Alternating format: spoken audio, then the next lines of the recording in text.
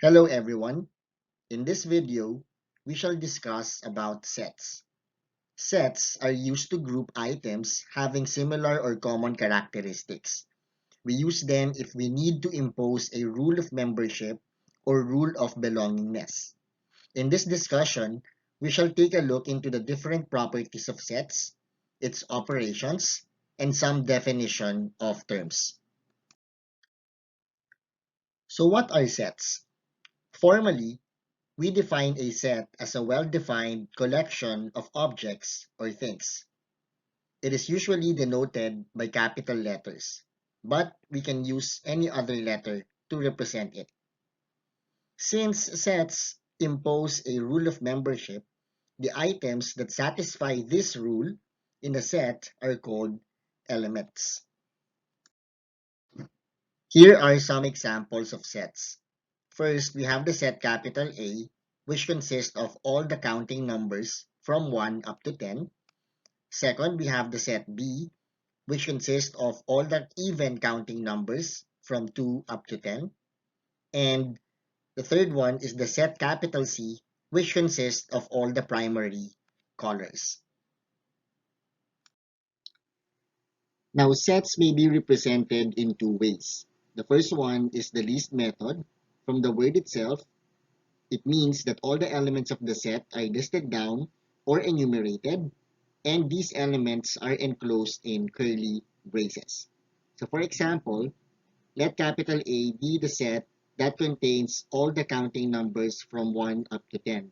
So as you can see, the numbers are enumerated and they are enclosed in braces. The second one is the set C that contains all the primary colors and they are listed down as red, blue, and yellow. The second way of representing sets is the rule method. So in the rule method, the rule of membership in the set is stated instead of enumerating the elements. So for example, the following are in the rule method format. So the set A is equal to the set of all x such that x is a counting number from 1 to 10.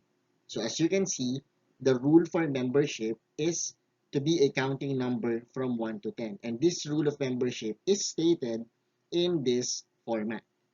And then the second one is the set C, which is stated as the set of all x such that x is a primary color. Now, if an item is a member of a set, then we use this symbol, and this is read as is an element of. However, if an item is not a member of the set, we shall use the following symbol and is read as is not an element of. Now, for example, let capital A be the set that contains the elements 2, 4, 6, 8, and 10. Now here, we can say that the number 4 is an element of A because it's a member of the set A, and we can see that in our list. Now, however, we say that the number 3 is not an element of A because the number 3 is not present in our list, so that means 3 is not a member of the set A. The number of elements in a set is called its cardinality. Now, if we have the set A, then the cardinality of the set A is symbolized as follows. Now, for example, let capital A be the set containing the numbers 3, 7, 6, 4, and 5, and the set B contains the numbers 2 and 6. Now, in this case, we can see that the set A has 5 elements, and the set B has 2 elements. So, therefore, the cardinality of the set A is 5, while the cardinality of the set B is 2. Now, let us define the concept of a subset. Suppose that we have the sets A and B. If all the elements of the set A are contained in the set B, then we say that the set A is a subset of B, and it is written as follows. Now, we use this symbol whenever a set is a subset of another set. Now, otherwise, we say that A is not a subset of B, and we say that this symbol is used whenever a set is not a subset of another set. Now, subsets can also be defined as follows. If A is a subset of B, then we say that if X is an element of A, then X must be an element of the set B. Now let us illustrate subsets. Suppose that A, B, C, and D are the given sets here. Now we say that the set B is a subset of A because it satisfies the definition that if X is an element of B, then X must be an element of A. Now in this example, as we see in the set B, the number 1 is in B, and it implies that 1 is also in A. Now the numbers 5 and 6 are also both in B, and both of them are also in A. So indeed, the set B is a subset of the set A. Now for the second one, the set B is not a subset of the set C. It is because that the number 1 is an element of B, but the number 1 is not an element of the set C.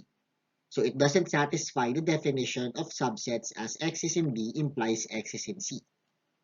Now for the third one, the set D is a subset of A because both 5 and 6 are in D, and it implies that both of these are also in A.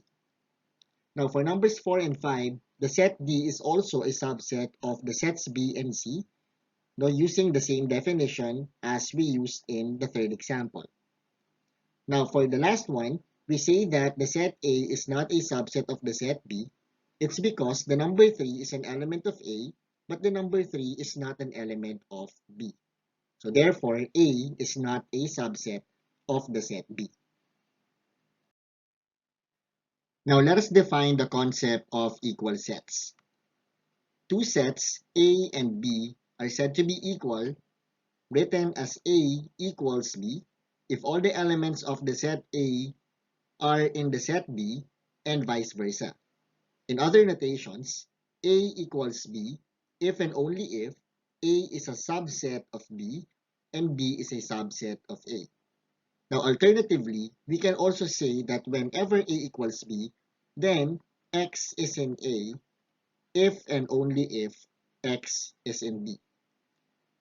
Now, for example, let us let A to be the set containing the numbers 2, 7, and 8, and the set B containing the numbers 8, 2, and 7. Since A and B have identical elements, we can say that A is equal to B. And we observe also that A is a subset of B and B is a subset of A. Okay, let us move to the special sets. There are two special sets and we call them the universal and empty sets. The set of all elements under consideration is called the universal set. This set is denoted by capital U and is considered the largest set possible. Now, all the elements of the other sets are actually based on the elements of the universal set.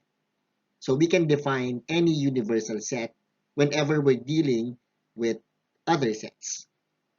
Now, the set that doesn't contain any element is called the empty set and is denoted by the following symbol. Now, since the universal set is the largest set possible, then we say that any set is a subset of the universal set.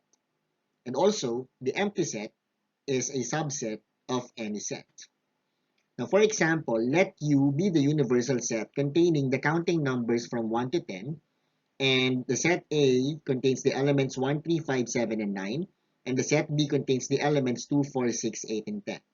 Now, observe that the elements of A and B are all based on the elements of the universal set. So therefore, we say that the set A is a subset of the universal set, while the set B is also a subset of the universal set.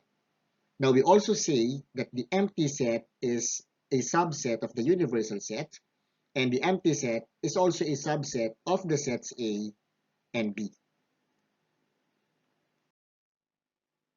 Now, since we already know what sets are and what subsets are, and as well as the universal and empty sets, let us move to the operations involving sets. The first operation that we are going to discuss here is the union of two sets. So suppose that we have the set A and the set B. The union of A and B is written as follows, and it is defined as the set containing all the elements in A or all the elements in B or in both. In the rule method format, this is written as X such that X is an element of A or X is an element of B.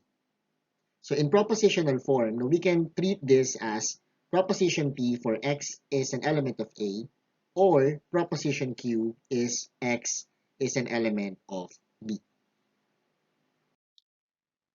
Let's illustrate the union of two sets. Suppose that A, B, and C are these given sets. Now let's take a look at the union between A and B. If we have A union B, then its definition would be X is in A or X is in B or X is in both A and B. So in this case, 1 is in A, so it satisfies this proposition. So therefore, 1 must be in the union of A and B. Now 4 is also in A, 6 is also in A, 7 is also in A, 9 is also in A. So all of them must be in the union of A and B. Now for the elements of set B, the numbers 3 and 5 are in B, so it satisfies or they satisfy the following proposition. So both of them must be in A union B. And therefore, we have the following set for A union B. Now this time, let us suppose that A union C. So whenever we have A union C, its definition would be X is in A or X is in C or in both. Now the numbers 1, 6, and 9 are all in A. So therefore, 1, 6, and 9 must be in the union of A and C. Now, the numbers 2 and 8 are in C. So therefore, these numbers must be in the union of A and C. Now, for the numbers 4 and 7, both of these numbers are contained both in the set A and in the set C. So it must satisfy the following. So therefore, 4 and 7 must also be in the union of A and C.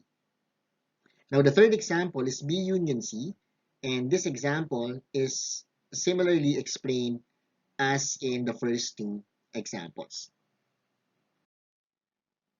Now the second operation involving two sets is the intersection. Suppose that A and B are two sets. The intersection of the set A and the set B is written as follows and is defined as the set containing all the common elements of A and B. In the rule method format, this is written as X such that X is an element of A and X is an element of B. So in propositional format, this could be written as the proposition P, which is X is in A, and the proposition Q, which is X is in B. So therefore, for an element to be a member of the intersection, then the proposition P and the proposition Q must both be satisfied. For example, let us suppose that we have the sets A, B, and C. Now the intersection of A and B contains only the number 6. Now this is because the number 6 is the only element that is present in both A and in B. Now if we notice, the number 1 is in A, but the number 1 is not in B. So therefore, the number 1 is not an element of the intersection of A and B. So in that case, we can write that as 1 is in A and 1 is not in B. So which means that 1 in A is true and 1 in B is false. So therefore, 1 cannot be an element of the intersection. Now for the second example, for A intersection C, the only elements that are common to both A and C are 4 and 7. While if we take the intersection of B and C, it must be an empty set because there's no element that is present in both B and in C. Next, let us define what is meant by the difference of two sets. Let A and B be two sets. The difference between A and B, written as A minus B, is defined as the set containing all elements of A that are not in the set B. In the rule method format, this is written as the set of all x such that x is in the set A and x is not in the set B. Now let's illustrate the difference of two sets. Suppose that A, B, and C are the following sets, and let's compute for A minus B. So according from the definition, A minus B would mean that X is in A and X is not in B. So if we check out the elements in the set A, one is in A, but one is not in B. So therefore, one must be in A minus B. Now the number 4 is in A, but the number 4 is not in B, so 4 must be in A minus B. Now the number 6 is in A, but the number 6 is also in B, which therefore violates X is not in B. So therefore, the number 6 must not be in A minus B. Now the numbers 7 and 9 are both in the set A, and both of them are not in B, so therefore 7 and 9 must also be an element of A minus B. Now if we take a look at B minus A, this is defined as the set of all x such that x is in B and x is not in A. So the only element in B that is not in A is the number 3. So therefore, B minus A is the set containing the number 3 only. Now for A minus C, this is defined as x is in A and x is not in C. So the only elements of A that are not in C are 1, 6, and 9. So in this case, the number 4 and 7 are both in C, so which means that 4 and 7 must not be in A minus C. Now for C minus A, this is defined as x is in C and x is not in A. So the only elements of C that are not in A are 2 and 8. So again, the numbers 4 and 7 will be removed from C because they are part of the set A. Now for number 5, B minus C, it's defined as x is in B and x is not in the set C. So the only elements of B that are not in C are 3 and 6. So in fact, since B and C are not, or B and C do not have a common element, then B minus C is equal to B. And in that case, C minus B will also be equal to the set C itself. Now let's define the complement of a set. So whenever we have a set A, its complement is written as A prime. It is defined as the set of all elements in the universal set that cannot be found in the set A. So this definition is equivalent to the difference between the universal set and the set A. So in the rule method format, this is written as U minus A, or it's defined as the set of all x such that x is an element of the universal set and x is not an element of the set A. Let us illustrate the complement of a set. Let U be the universal set having these elements, and let A and B be the following sets. And observe that the elements of A and B are based on the elements of the universal set. So thus A and B are both subsets of the universal set.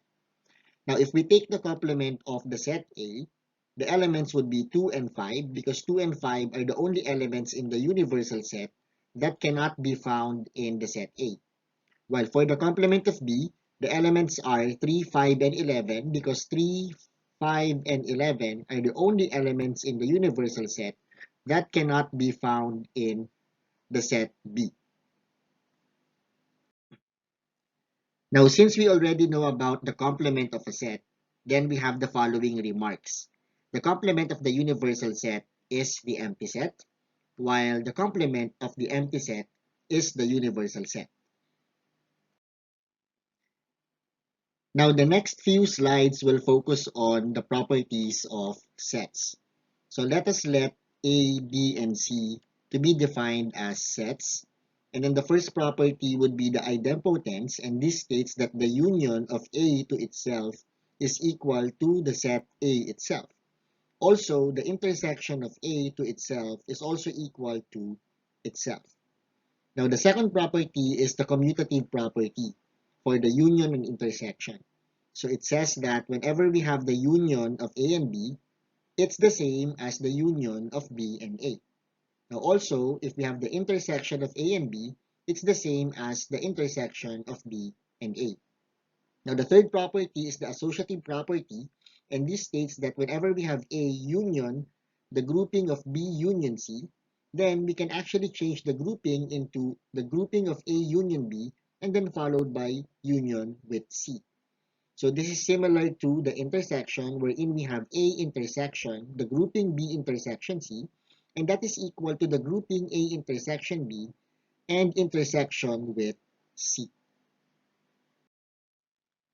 Now fourth is the distributive property, and it states that whenever we have the set A union the grouping of B intersection C, it is equivalent to the intersection of the union of A and B and the union of A and C. Now also, we have the intersection of A with the union of B and C.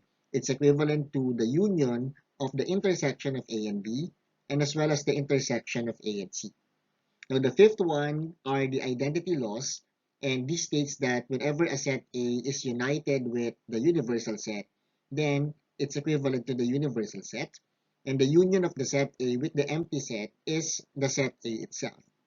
Now, if we get the intersection of A and the universal set, then it will be equal to the set A. And if the intersection of A with the empty set, then we have the empty set, since A and the empty set do not have elements in common. Now, the sixth one is the complementary laws. And this states that whenever we have the union of A and its complement, it must be equivalent to the universal set. And the intersection of A and its complement must be empty, and this is obvious from the definition of the complement. Now, the complement of the set A will be equal to the set A itself, and the difference between A minus B is also defined as the intersection of the set A and the complement of the set B. The last among these properties are the De Morgan's laws, and this states that the complement of the union of two sets is equal to the intersection of the complements of the sets. Now also, the complement of the intersection of two sets is equal to the union of the complements of the two sets. Now, sets can be represented pictorially with the use of a Venn diagram. A Venn diagram is a pictorial representation of sets, and the universal set is usually represented by a rectangle, while all the other sets are represented by circles and are placed inside the universal set because those sets are subsets of the universal set. Now, this Venn diagram can help us illustrate the different operations of sets. Now, let us illustrate the Venn diagram for the union of A and B. According from the definition, A union B is defined as X is an element of A, or X is an element of B, or X is an element of both. So suppose that X is in this region. So in this region, X is in A. So this disjunction is still satisfied. And then if X is in here, that means X is in B. So this disjunction is also satisfied. And then if we place X here, then X is in both A and B. So the disjunction is also satisfied. So which means that this shaded region is the region for A union B. Now if we place X here inside the rectangle but outside of the circles, then this does not satisfy the definition because X is not in A, X is not in B, and X is not in both A and B.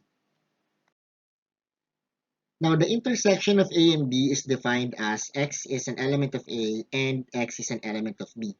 So we're using the conjunction and, so this means that both of these propositions must be satisfied in order for the conjunction to be true. So if we place X here, it will only satisfy the first proposition, X is in A, but it will not satisfy the second proposition. So that means this part of the region is not a part of the intersection of A and B. Now, if you place X here, that would mean the second proposition is the only one satisfied and the first one is not. So which means that this part of the region is not part of the intersection of A and B. But if you place X here, X is both in A and in B, so this conjunction is satisfied. So therefore, we shade the following region. Now, for the region outside of the circles but inside the universal set, if you place X here, that would mean that X is not in A, so this must be false. And X is not in B, so this must also be false. And therefore, the conjunction will be false. So therefore, the region outside the circles but inside the universal set should not be shaded for the intersection of A and B. Now, if X is an element of the difference of A and B, then that means that X must be an element of A and X is not an element of B. So if you place X here, that would mean that X is not in A, so this will be false, and X is inside the set B, so this will also be false. So that means the conjunction is false, so therefore we don't shade this part. Now, if we put X here, that would mean that X is in A, that is true, but X is still in B, so this will be false. So that would mean this conjunction is false, so we don't shade the following region. Now, if we put X here, then that means X is in A, so this will be true, and X is not in B, so X is not in B is also true, so this conjunction will be true. So therefore, we shade the following region for A minus B. Now, the region outside the circles but inside the rectangle is not shaded because in this case, X is not in A. So that would mean that X is not in A or X in A is false and X is not in B is true. So false and true is false. So therefore, we don't shade this part of the region. Now, for the complement, recall that A prime is defined as the difference between the universal set and the set A. Now, since it's defined as a difference, then we can say that X is an element of U minus A whenever X is in the universal set and X is not in the set A. So, if we put X here, then we say that X is in the universal set, so that's true, but X is in A, so this will be false. So that would mean that we don't shade this part of the region. Now, if we put X here, that would also mean that X is in the universal set, but X is in A, so this again will be false. So again, we cannot shade this part of the region. Now, if we put X here, then X is also in the universal set, and X is not in the set A. So this statement will become true. So the conjunction here will be true. So therefore, we shade this part of the region. Now, if we place it, or if we place X outside of the circles but inside the universal set, then X is in the universal set and X is also not in A, so this statement will also be true. So therefore, this is also part of the shaded region. Let's have an example for Venn diagrams. Let us show the Venn diagram for A prime union B. And this is defined as X is an element of the complement of A, or X is an element of B, or X is an element of both A prime and B. Now let us label the regions inside this Venn diagram. So we have here as 1 as the region outside both A and B, 2 as the region inside A but outside B, 3 is the region inside both A and B, and 4 is the region inside B but outside A. Now X is an element of A complement would be regions 1 and 4. Now X is in B would be regions 3 and 4, while X is in both A prime and B is the region 4. So if we get the union of these regions, then we have the regions 1, 3, and 4. So which means that we're going to shade the following regions for A prime union B. This time, let us show the Venn diagram for A prime intersection B. And this is defined as X is an element of A prime and X is an element of B. So using again the labels that we have used in the previous example, then X is an element of A prime would represent the regions 1 and 4, while X is an element of B, will represent regions 3 and 4. Now, since we're using the conjunction and the intersection, we're going to get the intersection of 1, 4, and 3, 4. So, which means the intersection is 4. So, that means we're going to shade only region number 4 in this Venn diagram. Another example would be the Venn diagram for A prime minus B. So since we have the difference of two sets here, we define this as X is an element of A prime and X is not an element of B. Now using again the regions that we have used in the previous examples, X element of A prime would mean that we have the regions 1 and 4, and X not an element of B would be regions 1 and 2. But since we're using the conjunction, we have to take the intersection of these numbers, and the intersection is region 1. So which means that this is the shaded region for our Venn diagram for A prime minus B. Now let us take a look at the Venn diagram for the complement of the union of A and B. Now, by the property of a set using De Morgan's laws, the complement of the union of A and B is equal to the intersection of the complements of A and B. By definition, this will be X is an element of A prime and X is an element of B prime. Now, the regions corresponding to X being an element of A prime would be regions 1 and 4, and the regions for X element of B prime would be regions 1 and 2. So since we're getting the intersection or the conjunction of these sets, then the intersection is region number 1. So which means this is the same region that we have shaded in the previous example or in the previous slide. Next, let's have the Venn diagram for the union of the complement of A and the complement of B.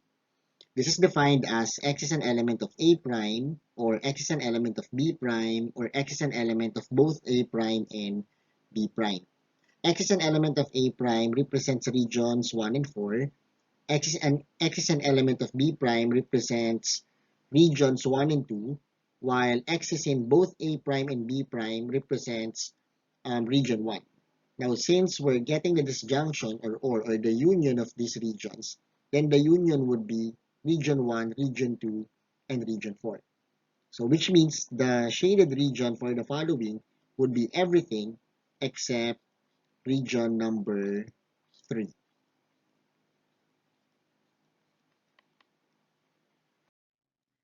Now let us show the Venn diagram for the quantity of A union B, then intersection C. So by definition, this will be X is an element of A or X is an element of B, and then we get the conjunction with X is an element of C. So using this illustration, we label the regions as follows. So we have the region 1, and then region 2, 3, 4, 5, 6, 7, and 8. Let's call this the set A, set B, and set C. Now for X is an element of A, that will be regions 2, 3, 5, and 6. For X is an element of B, that will be regions 3, 4, 6, and 7. So if we're going to get its union, the union of 2, 3, 5, 6 with 3, 4, 6, 7 would be 2, 3, 4, 5, 6, 7. So that will be 2, 3, 4, 5, 6, and 7. And then we have to get the intersection of these regions with X is an element of C, which will be regions 5, 6, 7, and 8. So these regions, when we get the intersection, would be the regions 5, 6, and 7. So these regions will be the shaded region for this example. Now we can solve some problems involving Venn diagrams. Let us read the following word problem. In a class, there are 8 students who play football and hockey, 7 students who don't play football nor hockey, 13 students who play hockey, and 19 students who play football. How many students are there in the class? So let us represent set A to be those students who play football, and the set B would be those students who play hockey. So there are 8 students who play both football and hockey, so we have to place the 8 students here. And then 7 students do not play football nor hockey, so that means the 7 students would be outside of circle A and outside of circle B. So we have 7 students here.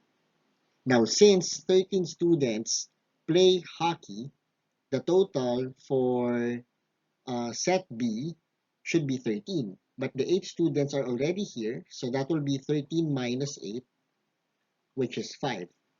And then there are 19 students who play football, but since 8 students already placed here, then we have 19 minus 8 for those students who play football only. So that's 19 minus 8 equals 11.